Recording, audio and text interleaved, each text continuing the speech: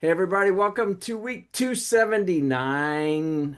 Yeah, 280 next week. How about that?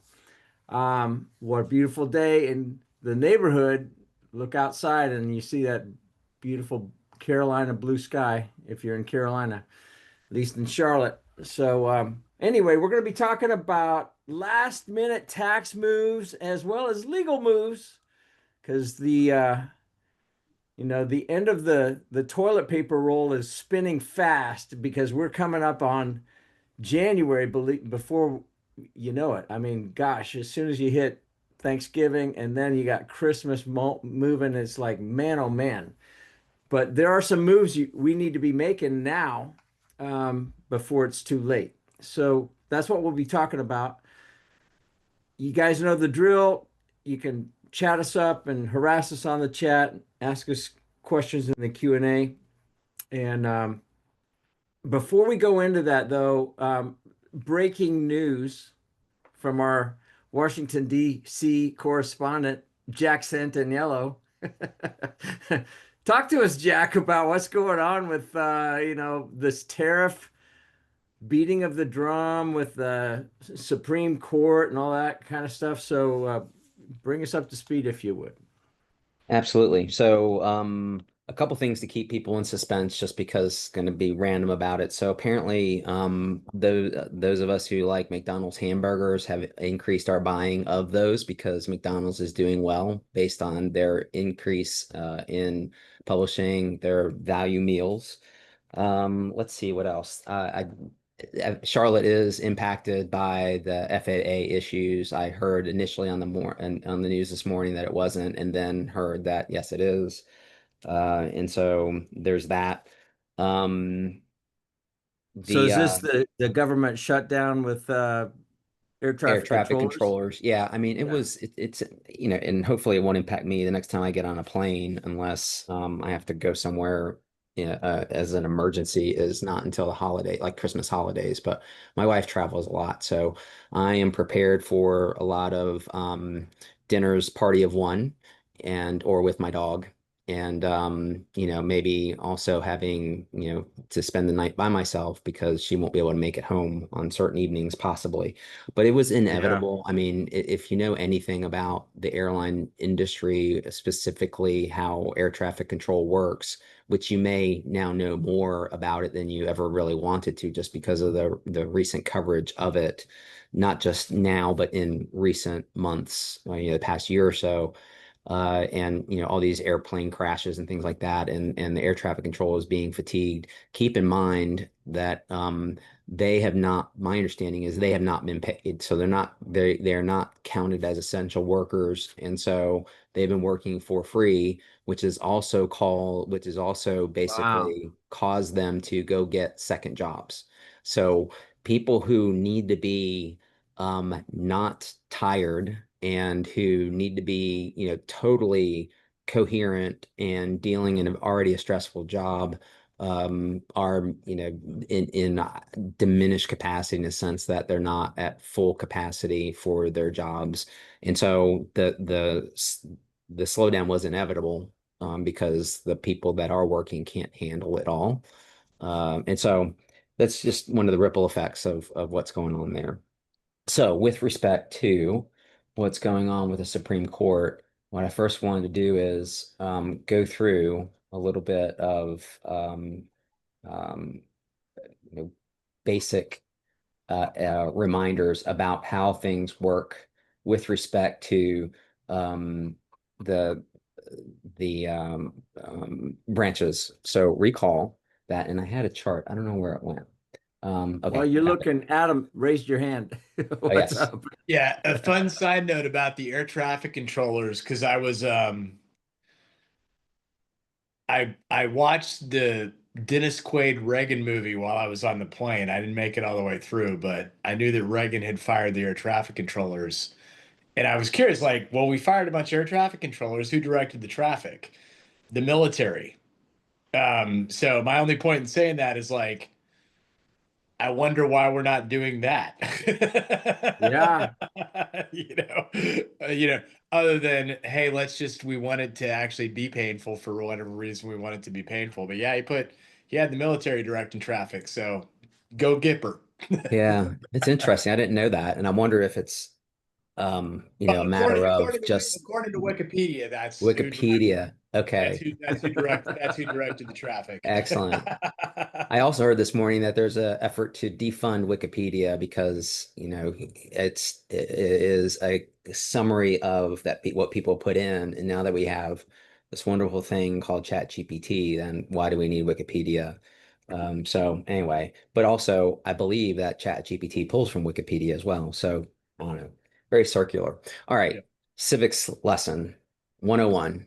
Recall that three branches of government authorized by the Constitution in Article 1, 2, and 3. So, legislative branch does what you think it's supposed to do, makes federal laws, taxes, deals with taxes and spending, interstate and foreign commerce, declares war, deals with the military, meaning as far as raising and supporting them, um, establishes the federal court system, meaning that's how they pay for it and things like that.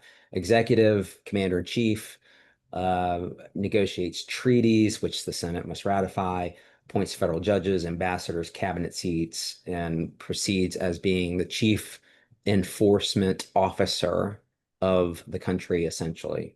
Judicial interprets federal law, controversies under federal law, judicial review, resolves disputes between the states. So then you have the issues. One state says one thing, another state says another thing. So they get to be the ultimate arbiter of that.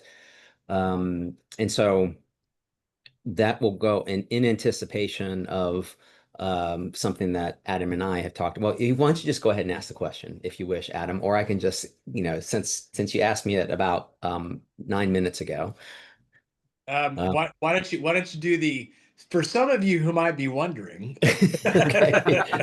For some of Including you who Adam. might be wondering hypothetically, we've seen over the past years as we've been doing this that sometimes we hear that okay, whatever was put in place is absolutely stopped. There is a stay against enforcement or stopping enforcement of something. And then in other cases, we don't see that happening. And so um, there are reasons for that. And I want to make sure it deals with what in now that I've given you that kind of civics lesson. So um, when you're dealing with foreign affairs and in dealing with those kind of things outside of monetary issues, then like let's say immigration, then there is this ability for the other branches to do things and say yes or no, stop or not, or stop, meaning the judiciary. In other instances, because this at the core deals with money, we're talking about tariffs.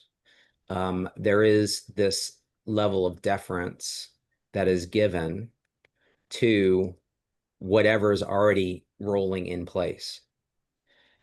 And that basically is a huge problem that has been identified by the Supreme Court even yesterday in these oral arguments that what happens either way? What happens if the Supreme Court says you can't do it whenever they decide down the road? You can't do it, but the government's been allowed to collect all this money. What happens? Okay. In theory, you would think it's logical. Well, you got to give the money back. You can't keep it. Another option, unfortunately, is Congress could ratify what has been happening and saying, okay, well, from this point forward, you cannot collect tariffs. So we're going back to the way it was before all of this mess. And they get to keep the money, meaning the federal government gets to keep the money. So, and there were examples that where deference has been given, tariffs, for foreign affair kind of things, national security, trade policy. So the other branches of government meaning the legislature and the executive branch has been given the deference is being given by the court system to leave things as they are. So, um, we could go back and look at examples and analyze why, because you might imagine that there would be an argument that anything that happens might fall under one camp or the other as to whether it's permitted or not permitted, and whether there should be a stop to whatever's going on or a stop to the barrier to continue going with whatever is going on. So in this case, putting a stop to these tariffs being imposed, putting a stop to businesses paying these tariffs until this all gets resolved. So, not a very specific answer, but the best that I can give that in this case, that's the reason why, which is the taxing power um, lies with not with the judiciary to make that decision. And so they're going to let it keep going until it is decided whether or not who has the power to do certain thing. Yeah, and the Joseph, you asked a question, it was directed to Jack, but I'm going to jump in and answer it anyway, unless Jack contradicts me. So then he doesn't He get shut stole the down by the ball. yeah, he doesn't get shut down by the Shoemaker compliance police. The question was around the administration's argument that tariffs aren't taxes. Even though Justice Roberts said, yes, it is a tax. And I think if you just simple Google search says pretty much everybody believes that it's a tax. However, if you look at that specific argument, that was the same argument that was used when Obamacare went before the Supreme Court with respect to the penalty associated with the individual mandate. And if you imposed a penalty on the individual mandate, was that in fact a form of tax? And what ended up happening is that the ACA stood, but they threw out the individual mandate because they felt like it was a form of tax. So and I don't remember if the Supreme Court threw that out or if Congress repealed it later. But either way, that was a similar line of thinking that a penalty that is a penalty for not doing something the same as a tax or not, and that the argument was, yeah, it is a tax. So I don't know. Adam's opinion is I don't think they're winning on that. No, but it's called a tariff. That's not spelled the same. I mean, if you look at the definition, what is a tariff? An import tax. You know. Yep, So absolutely. Yeah, and so let me, I mean, and that was on what was on the minds of the justices yesterday. So let yeah. me go through a quick summary that I found. So, all right. So again, can the president impose sweeping import tariffs under the International Emergency Economic Powers Act, a law that was put in place back in 1977, by the way? Was originally crafted for national security or emergency financial situations.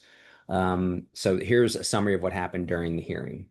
It was put over here. All right,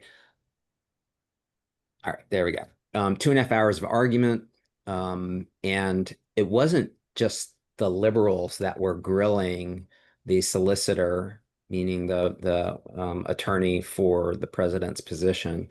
It was the conservative justices, some who were appointed by Trump, that were asking these questions. Key concerns were that tariffs are functionally a tax, and under the Constitution, the power to tax or raise revenue resides with Congress. The example, Chief Justice Roberts asked whether granting this broad power would allow Congress to abdicate its role entirely. So something that is in the Constitution that says that the Article 1 branch, which is Congress, is that's what they're supposed to do. And that is within their power and solely within their power. There's this thing called the major questions doctrine. When a statute is used to support a major policy shift with big economic or political consequences, Congress must clearly authorize that power. And then so then it comes down to, is this really an emergency, first of all? Um, And trade deficits and long-term structural trade imbalances may not qualify as the kind of unusual and extraordinary threats, and that's a quote, unusual and extraordinary threats that this 1977 law was designed to address. The reason why this is so big beyond the immediate impact is if the Supreme Court says, yes, President Trump can do this, you have just significantly kicked open the door and given the executive branch a power that it has not seen in the past. It's used some similar arguments to get things passed or but not as significant as this. Again, I'm not a historian, so that's my understanding, but it would allow again put and it's whether you're Republican or Democrat, whoever's sitting in that seat at the White House would have this power forever and ever unless it is taken away specifically through congressional action. So that's basically the gist of it and why it's important. There is the perception that the justices may be leaning to saying that it is not within the president's power to do that, but it may be that we don't hear anything about that, more about that for months down the road. I just don't know because I know that I suspect that the justices are weighing the immediate impact and the continuation of collecting these monies versus, okay, thinking about this, working through it, seeing the impact, analyzing the Constitution, going through precedent and all these things. So how quickly can they do that? And how quickly do they want to do that? So that's kind of the counterbalances on all that.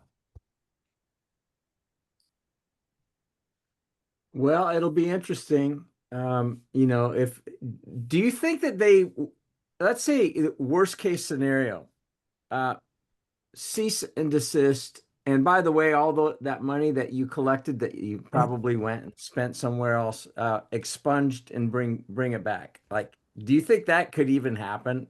I mean, it's a possibility, I suppose. I mean, I think it is a possibility. I mean, it's okay, where does the money come from? And then you have already a devaluing dollar across the globe. You have trade deficit and budgetary deficits that, it's okay, well, let's just add to that imaginary number. Since Right, it's not imaginary, it is real, right. but it's abstract for most of us. And even economists are okay, well, what is the impact of having the deficits that we do, and would adding this to that make a difference? But again, yes, it would have been smart if they had put it in their um, you know the government savings account that no one can touch, but likely they didn't do that. They probably put it into Yeah. their general operating account Yeah. and went out and spent it. Savings. What is that? Yeah, it's like, Woo, money, spend right, it. Come on. exactly. Yeah, so my kids are very much they have three accounts. They have savings, checking, and then a charitable account that they put money into so that they can manage their money appropriately. They did it via spreadsheets when they were younger with imaginary money, essentially, and which was our money. And now I'm very glad to see that they have continued with that discipline, but definitely the opposite of what the federal government has likely done. Yeah. Yeah. All right. Well, Joseph, thank you for being active on the Q&A on this through the chat. Um, how about if we shift gears a little bit because it like the, the tariff thing is maddening. And I just spent 3 hours in a board meeting with a manufacturer that also is they are also a distributor of parts and critical elements for the mining industry. And we were going through projections because they were eating all of these tariffs, and and now they've got a tariff surcharge, and I think their clients were very happy that they were willing to forego the tariff assessment until it was just absolutely necessary. But I said, hey, what do you think the chances are to the CFO of, because they've got some tariff surcharge, in their projections for sales. And what do you think the likelihood of some of these things getting thrown into stay or whatever next year? And he goes, "Oh yeah, we think it's pretty real." But what they've seen is all the big disruption, like it's just kind of normalized right now, and so people are just kind of dealing with it, right? I mean, we had to do it when we built out. I think we had about 100 grand in tariff surcharges on across a number of things. Is like, what are you going to do about it? I, I can scream at the wind, but it's not going to stop blowing. So anyway, it's interesting to see what will happen here. But it has definitely affected, us and our clients. So we'll see. But let's talk about some.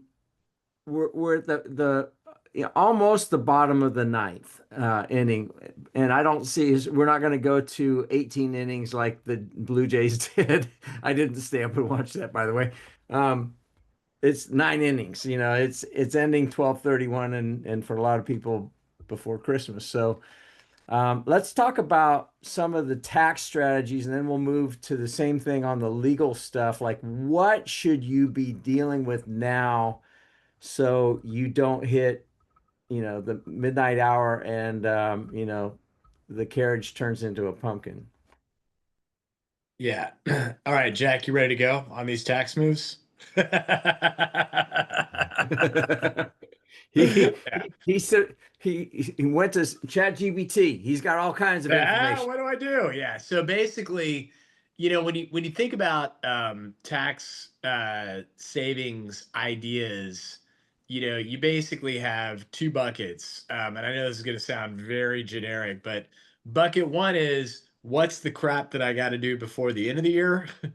And then what's the crap that fit, like, hey, I did it, but I just need to make sure it's recorded somewhere, meaning meaning I don't need to worry about, like, oh my gosh, I have to go out and actually do something. So what I'm going to hit on now is just the stuff where you actually need to do something before the end of the year, because it's not a huge list, but it's a list of things that people typically that, yeah, yeah, I got that, Adam, and then they forget to do it. So I think, first on the list, and this is one of the most common things that we see, and it's really the business owner either paid themselves too much or they paid themselves too little. And meaning paid themselves via a W-2 wage. Or, if I'm a partnership, I set up an alternative structure that allows me to get a wage or a wage like thing. But, when you get into the case of I paid myself too much, the problem with that is that, and by too much it means, hey, I went over the Social Security limit with limited exceptions. Um, you know, it's a higher tax rate. You got Social Security's taxed on top of it, versus I could be taking it as a distribution of profits, whether it's a dividend in a C corporation, or alternatively, just a straight up profit or retains earnings distribution from an S corporation. Yeah, that's going to be a lower tax rate. So the thing is, though, a lot of people that taking wages, taking wages, taking wages, taking, yeah, yeah, yeah, no, I now need to do that. Then they never actually make the change. So this just would be admonition.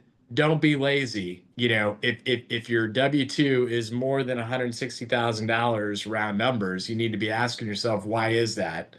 And I better have a good reason for it. And again, remember, I said that, not Jack. So Jack's not going to get sued for the reasonable wage, argument here by the shoemaker compliance police.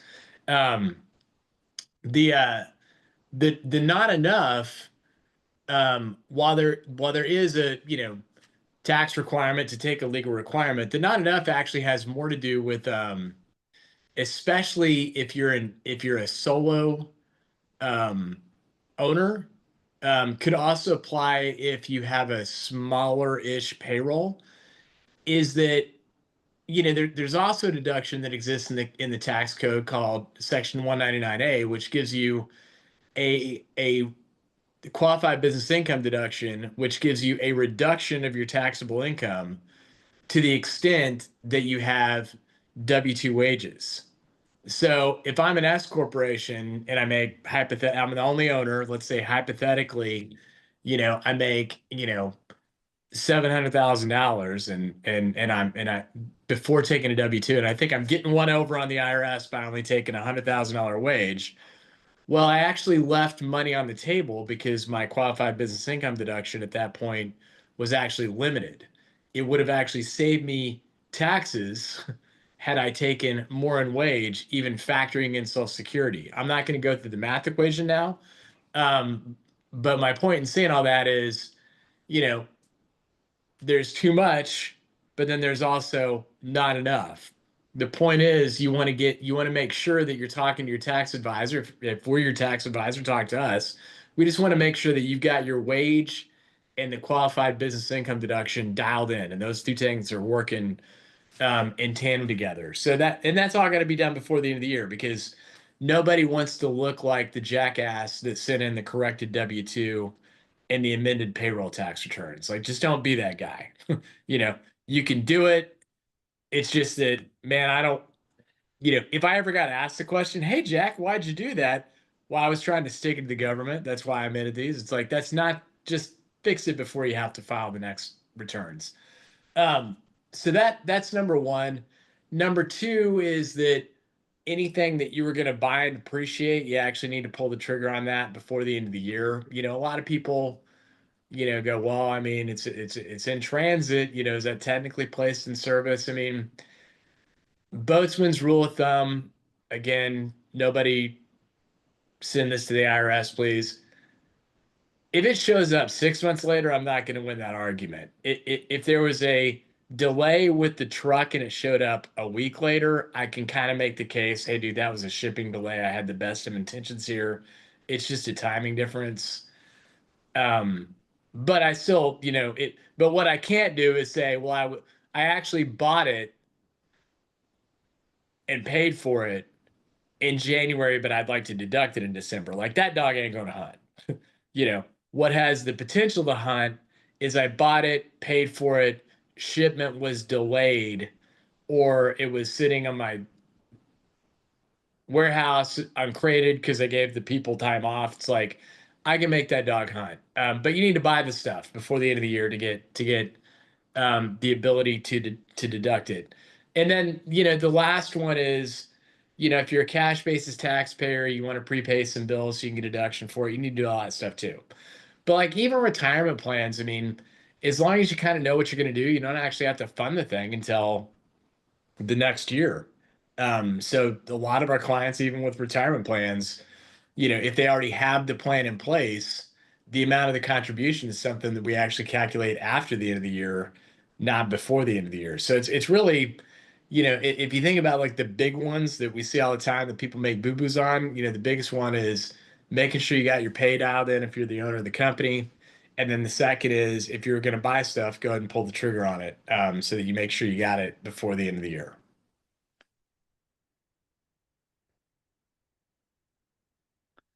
Add. So, Jack, what would you add to that? Yeah. So, again, some of this is going to sound maybe a little bit like a broken record because we've talked about this before, but I think there's a couple things that should happen at the end of the year, potentially beginning of the following year, but it's better if you think about it now and implement it down the road. And a lot of clients and business owners remind themselves about these things because they need to file taxes, they need to file their annual report in the beginning-ish, first quarter-ish of the following year. So a couple of basic fundamental things to do now. One is to look at your contracts and don't be surprised. And if you are surprised, that's really on you.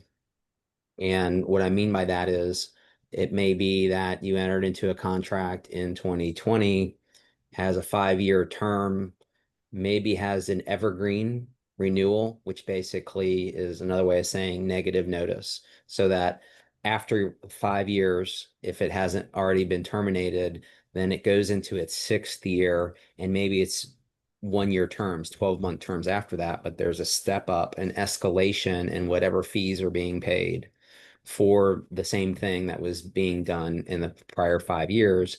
And you go walking just, over the course of time, Happy New Year, and here you are with a different cost structure in your contracts. So please go back and take a look at those things that are related. And it may be, again, I know all of us do not have enough time in the day to do everything that we need to do or is suggested to us.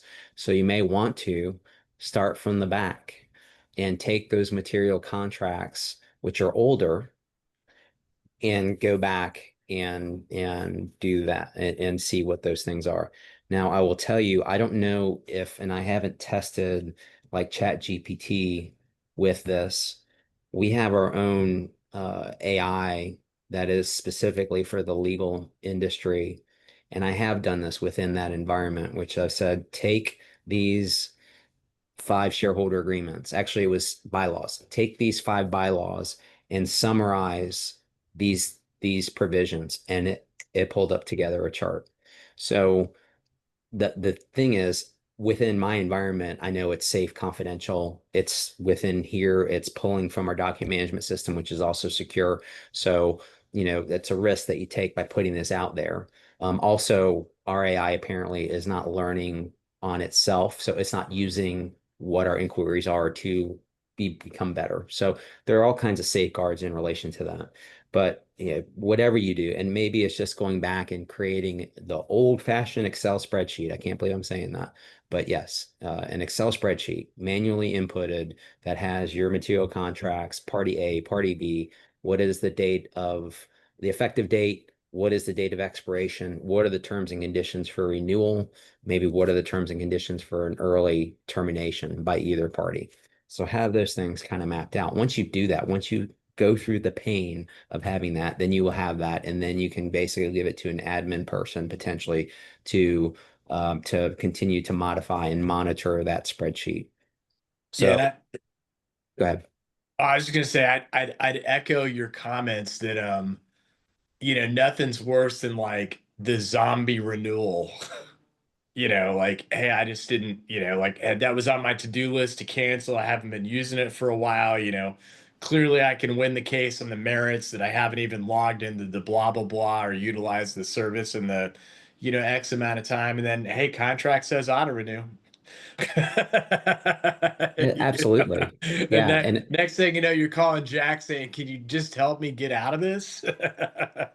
And we all do that. I'll give you an example from a few days ago. So I'm not happy that ABC, Disney, ESPN is no longer on YouTube TV. I thought that when we signed up for YouTube TV, it was so wonderful.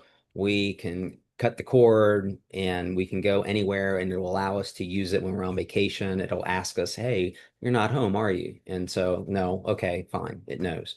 But so we got, is it Tubo, whatever it is that has the sports, and in order to watch sports this past weekend. And I received an email this morning that at 7:39 p.m. they will start charging me. My 5 days of free time are over. And so again, we don't have necessarily those warning bells unless we create them or someone has created them for us. So please do keep that in mind. Another thing that comes up is uh, what's going on in your governance documents, and is it sufficient for what you have going on moving forward? If there's been a buyout of a partner, if there's been a partner that's been brought in, if you just basically welcome them in with a piece of paper that says, "Welcome, here are your ownership interests, here are your shares," then they take subject to this agreement that you may have drafted 10 years ago. So all the provisions impact them as far as the distribution of funds and everything else. Maybe even the powers granted. If you have, for example, a member managed LLC and you bring on someone that is a member and therefore, according to the governance documents, they are a manager, capital M, so basically a board of director. And any manager can do a whole bunch of things per the operating agreement if that's what's granted to managers as their powers, then you could have someone who's a 5% owner having the power to go make decisions. And if there is a provision in your agreement when it was all friendly and it was the four OGs of the business, and now it's just one of the original partners and some others, and in the original agreement it said that um, you cannot take away the ownership interest. And as long as the person has an ownership interest, they will have a position on that board of directors. So they will be a manager, capital M, then you subject to that. So please go back and look at those kind of things. Another thing that we, meaning Adam and Gary and myself, see is when sometimes a company has elected S corporation status tax treatment in a subsequent year or whenever, and they don't go back and amend the operating agreement that has all kinds of partnership tax law in it.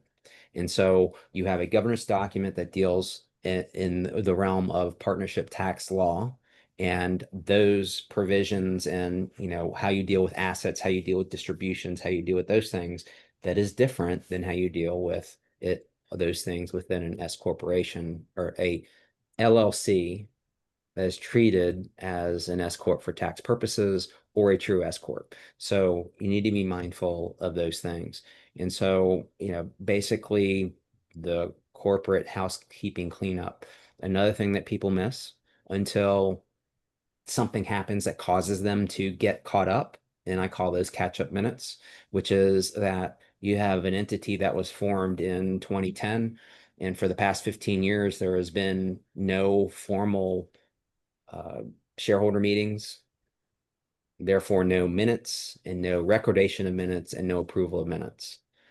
There have been no unanimous consents that say, same as it was, same as last year. We bless this. Everything in the here are our manager, or sorry, here are our directors, here are our officers. Um, many people don't deal with that because they just don't have to.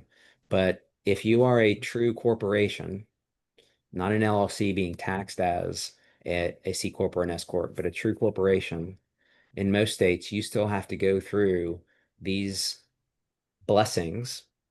And it could be I, Jack, the shareholder, bless everything that the shareholders did, meaning me, in the past in 2024, now in 2025. Another piece of paper or one that is combined that says, I, Jack, the sole board member, bless everything the board of directors did, including the appointment of the officers. Jack as president, secretary, treasurer. So those formalities still exist under at least the North Carolina Corporations Act. So you need to consider those things in the state of your incorporation if you again are um, a true corporation. As you guys know, the One Big Beautiful Bill Act now has certain provisions in it regarding how dealing with overtime and tips and everything else that we've talked about. It's very complex, but it is up to you as business owners to implement that. Meaning that a lot of times and a lot of things that come at us as business owners is, okay, this is what you're supposed to do. And if you don't do it, here are the penalties and consequences for not doing it. And we need you to do it correctly. The penalties in this instance are more harsh, essentially. And again, those are my words, but in looking at them and analyzing them and talking about them, that there is an expectation that you're going to comply from day one and you're going to have the systems to be able to do that. So you've talked to your attorneys, you've talked to your CPAs, you've talked to your payroll company. Your employees understand what they're supposed to be doing, not doing with respect, what their expectations are with respect to tips and overtime wages and those kind of things. So those kind of things. Um, Sometimes what we as business owners do is we don't really pay attention to the value of our intellectual property, meaning that let's say you come up with a new product or service that in this year or maybe even last year and it has a really cool name and you didn't think about it, but it's become popular. You've been selling a lot of it and you don't think about, okay, I have an asset, a valuable asset that I want to protect. So go through the process of seeing if you can trademark it, and it's not inexpensive. It's not as expensive if you were pursuing a patent, but it will potentially give you some protection. And there's a process for doing that. And it's like a two-step process for us, which is we're going to go check and see what's out there and make sure that you have the best chances of getting it approved. And then we're going to go through the approval process, which is the application process. And so you have those things because I will tell you, and we've discussed this before as well, that when we're going through due diligence on behalf of a buyer, that we're very curious about their intellectual property. We're very curious about how they've protected it. We're very curious about, oh, that product that you put in motion in 2023, how's your trademark? Where's your federal trademark? Well, we didn't get that. Okay. So now the due diligence becomes a little more complicated in that we have to now go and look and see and possibly do our own search to see if somebody else has either gotten a trademark for that name or logo or slogan or whatever it is, and might be able to, after we purchase and pay a ton of money, we being my client, pays a ton of money to get the cease and desist letter after the fact that says, oh, by the way, we have a federal trademark and we've been using this and you need to stop. So, protecting what you got going on, you invested in the time and the money in developing whatever it is. So go and protect it because there is an expectation that that's going to be protected. And also, you as a business owner probably have an expectation that because you've been using it and no one has said anything about it, that you should continue to be able to use it and that you maybe have an implicit monopoly over that, and you don't. I mean, you do sort of. It's called common law trademark rights, but it's very limited. There's a lot of caveats to it. So go ahead and get your federal protection. And then thinking about all that business stuff and kind of importing that into what you got going on in your personal estate planning, wealth strategies, and those kind of things. Uh, Life evolves. Um, our families evolve. We end up with little people in our families, young people, and there are opportunities to do some planning around that when you have children, when you have grandchildren. There are things out there that were not available to us as taxpayers 10 years ago when maybe we were putting together our estate plan. My wealth strategies advisor, who you guys know, some of you guys know, is always asking, are your wills updated? Are your trusts updated? Are things happening the way you want them to happen? I will also dare say that, our young children become older children slash young adults and may have a different level of maturity. And, you've worked hard, you've amassed this wealth, something happens, and if they are your beneficiaries and they get all this money and these assets, okay, some young people just can't handle it appropriately and are not going to do what you think they should be doing with that inheritance. So putting in safeguards that you hadn't even thought about when they were 2 years old. So those kind of things go on. And again, there are some more tax efficient ways of doing things. I will also tell you that in going through and having this discussion with our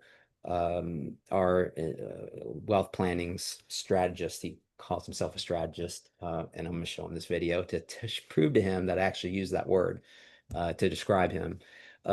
We went through our investments, the allocation of investments in certain funds that we are in, either voluntarily or involuntarily. And finding out, okay, well, some of the stuff that you guys have that you thought that you couldn't do anything with and you couldn't change the configuration, well, you can now. And that wasn't the case Mm. actually a few years ago. And surprise to all of us when we started going through and I was online and sharing my screen and like, oh, look at that, and then it was kind of I told you so. We need to look at this 18 months ago, and I've been harassing every 3 months or every half year, and now we're finally there. And you probably maybe have missed some tax efficiencies in the short term. So those are kind of, and I've hit you all with a lot of stuff. So I'm going to stop there because those are really kind of the highlights of things that are on my mind and on my clients' minds or should be on their minds and hopefully are on your minds now that we've talked about it. So before I want to toss this back over to Adam with Will Johns. So his question is, what's the minimum reasonable salary a business owner can pay himself? And I know that it's a legal definition called answer called it depends, but because it does. But I'll let Adam answer that. But while we're still on what why we you were just talking about wills and that sort of thing. Joe Farrell says, Jack, are most wills written for family members and not children of family members? So, a couple things on that. So, I would suggest that your wills be minimal. Recall that wills get published in the public record. And so, really, that should just be a mechanism to implement your strategy under a trust that is private. And we can talk about that. We can do a whole hour on it or longer on it. But so the will really is originally the original intention was to guide the people through what your wishes are with respect to your assets, and then it evolved into with respect to your health, with respect to your specifically your finances versus everything else. And then it evolved into, okay, can we privatize this a little bit? And so the evolution of using trusts, and there's all kinds of trusts in there, and different trusts have different tax consequences, both now and down the road. And so really the will should just be a starting of the estate uh, process and then reporting back at the end of the day to the clerk of court how things turned out. Have a trusted trustee, have alternative trustees, and all kinds of things. So it opens up a lot of discussion about a lot of different things. But to answer your question, the will really is for it's a guide for your beneficiaries to implement what you would like done, hence what your will is. Pun intended. I don't know if that's actually where that came from. Okay, executing, implementing my will as a deceased person. It probably isn't. It's probably whatever the Latin translation is for that. So All right, Adam. Thank you, Jack. What's the minimum reasonable salary a business owner can pay himself or herself? Yeah, good question. So here's our general rule of thumb that's held up under scrutiny. Um, what you never want to have happen is, well, the business, and this all starts with like, what did the business make before the wage? So if you just start with like, hey, my business actually lost money even before I took a wage, don't take a wage. That's stupid. Just don't do it. Nobody's going to question you on that because you're going to end up paying in Social Security taxes, but then getting a refund of the tax withholding. So just start there. If I was losing money, no wage required. So if you're in the money, meaning the business is making money before the wage, um, the middle of the fairway where you're being tax efficient usually, and you're also going to win is anywhere from a third up to 50%. So using a round number of, $100,000 made before taking a W-2, anywhere between $33,000 and $50,000 is going to keep you right in the center of the fairway between, not raising any red flags. All that stuff I said about the qualified business income deduction side, you'll still want to make sure that's maximized. But that's a good rule of thumb to follow. And that formula can hold pretty well up until you hit the Social Security limit, which they change every year. This year it's probably round numbers 165 to $170,000. Um, so once your wage is at that point, then you really could consider stopping, taking a W-2 at that point, and still highly likely win the reasonable wage argument. But even all of that said, if you just go back to yeah, but what if I'd been taking $500,000 and I dial it back down to that level, or blah blah blah blah blah. What if the business makes 1 million and I'm only taking $160,000? You fall back on the yeah, but what's the market rate for the job question. And again, if you go back to, based on Jack and I's extensive experience in transactions, because where this also comes up into place is, when you're trying to be cute and do the ad back of, well, all my salary should be an ad back because you're not going to need a CEO anymore. The private equity company is going to say, not doing that. We're going to impute a salary. It's always 250.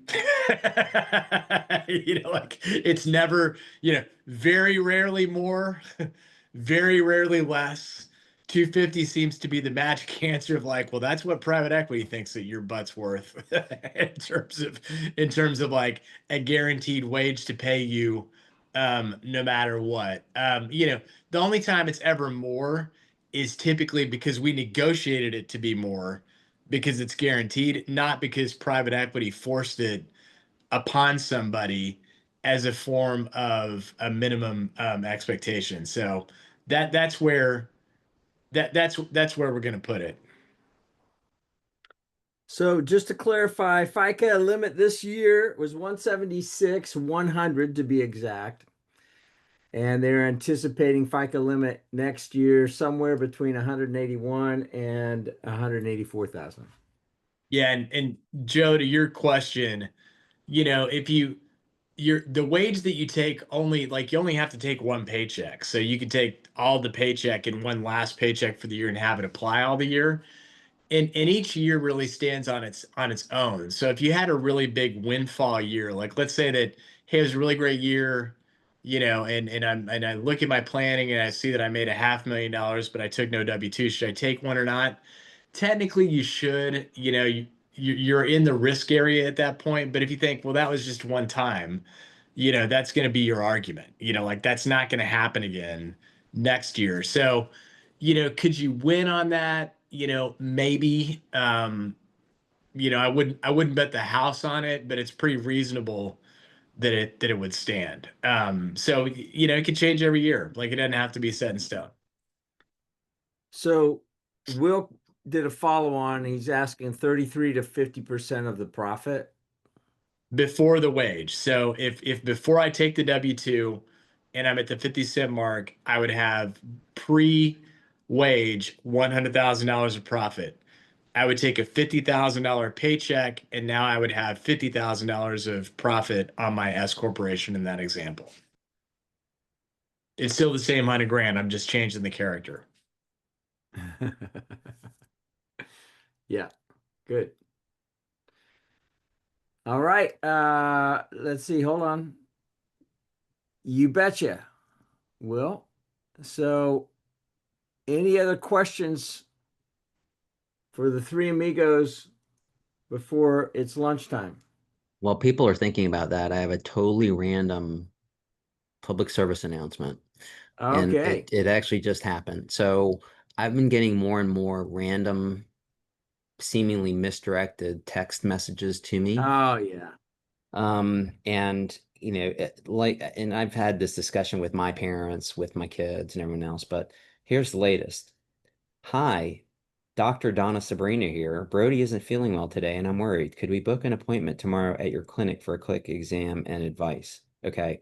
So like this scam, I would never answer it. In fact, I hit that Right. report junk and thing. But here's Yeah. here's what I have heard happens. Don't know who this is, but you got the wrong number. Oh, okay. Thank you so much.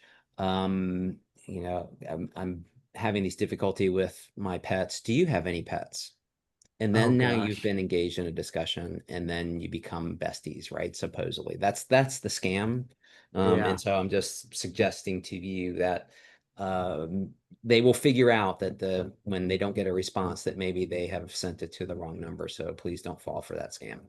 Yeah. Also, Or I do not owe the Pennsylvania Turnpike Authority any money either. So I'm putting that out there too is another one. yeah. Yes. Or hey, are you gonna make it to the barbecue tonight? Or hey, what are you doing? I'll hit a reply and I'll say, I'm still in prison.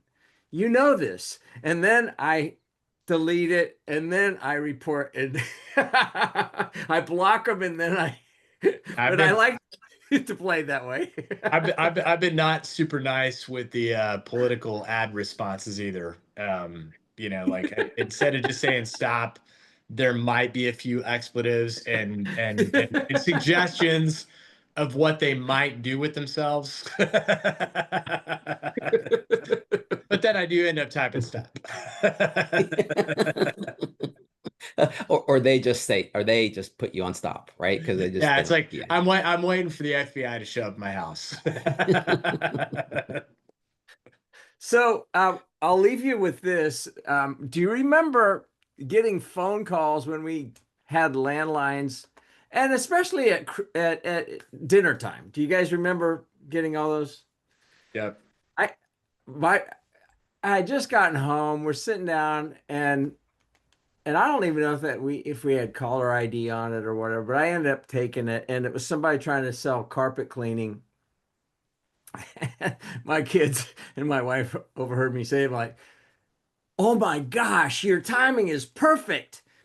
How fast can you get here? Well, can you get blood off of like it's everywhere. Can you get it off of the drapes and all that? And I'm freaking this lady out. And like no more of those.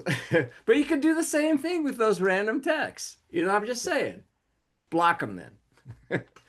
Um, Hey, thank you guys for taking the time to join us. Yep. Thank you, Adam and Jack. Sure. If you guys are on this still of the 19 people, hopefully you got an invitation and hopefully you're going to come to our open house between 3:30 and 5:30 tonight at 500 Savona Mill. Um, and if you can't and you want to see the place sometime, let us know. Happy to show you around. Um, it's very cool when you go into a cooler place and you pay less than where you were. That's right. That's a great thing. So, And, anyway, and you you'll get guys, to see the hallway in person where people walk behind you guys to Yep. yeah, demonstrate that's that it right. is an active office. It's not a green screen behind you.